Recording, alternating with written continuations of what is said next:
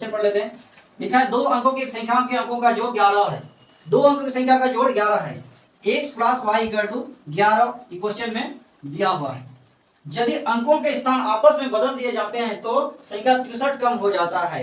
तो दो अंकों की संख्या का 10x प्लस वाई आपस में जब बदलेंगे तो क्या हो जाएगा, 63 कम हो जाएगा। आपस में बदलते हैं 10y प्लस x, बोला कितना कि 63 कम हो जाएगा। कम कब होता है, जब हम घटाते हैं तो वो कम हो जाता है। अगर जोड़ेंगे तो कम नहीं होगा, वो बढ़ जाएगा। तो बीच में माइनस का सिंबल होगा। तो 10x से x जाएगा तो आ जाएगा मेरा 9x, और 10y से y घटेगा तो मेरा आ जाएगा 9y इक्वल टू 63। अब x माइनस वाई 9 कॉमन आ जाएगा equal to 63, x minus Y equal to 7। चलिए आप लोग स्क्रीनशॉट कर लीजिए इसको। अब मेरा एक इक्वेशन दिया हुआ है x plus Y equal to 11। अब दूसरा मान आ गया मेरा x minus Y equal to 7। दोनों खत्म, 2x इक्वल टू हो गया 18 और x का मान आ गया 9।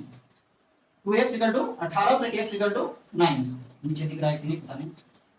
चलिए x का मान आ गया 9, तो y का मान कितना होगा, y इक्वल टू हो जाएगा आपका 2। अब आते चलिए क्वेश्चन की।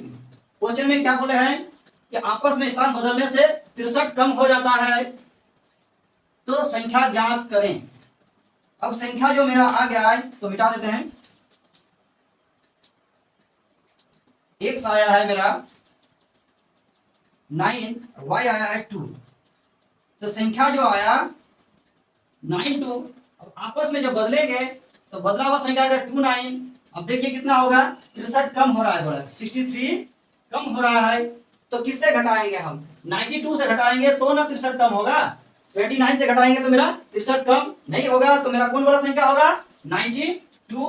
आंसर करेक्ट होगा, 29 करेक्ट नहीं होगा, क्योंकि 29 से हम 92 घटा नहीं सकते हैं। तो ऑप्शन हो गया मेरा सी करेक्ट। चलिए